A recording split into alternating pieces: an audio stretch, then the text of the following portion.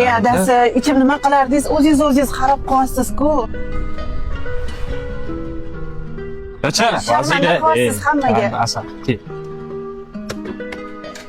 Opa, Adasi, mana shu yerda o'tirib turing, keling. Keling, o'tirib oling. Qach. Deyman. Adasi, o'zingiz qiynab nima qilasiz? Voy. qarab oling bu yoqqa. Hozir. Adasi, o'tirib turing, hozir chaqirishaman. Voy, ukam, yaxshimisan? Alaykum yaxshi kelding. Kel uyga, ukam. Yana ikkita ma'no eringiz. Bu jonga tegib ketdi. Qachongacha shunaqa yashaysiz? O'zingiz xarob qilyapsiz. Qachongacha shunaqa yurasiz? Bu alkash odam bo'lmaydi.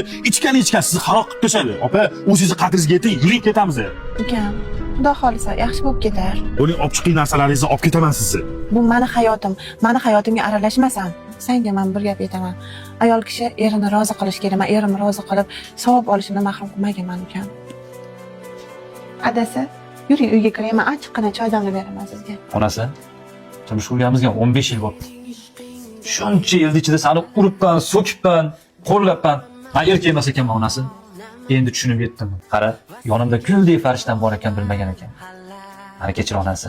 Men senga va'da beraman onasi. Bugundan boshlab mana shu iflos aroqni umuman og'zimga olmayman.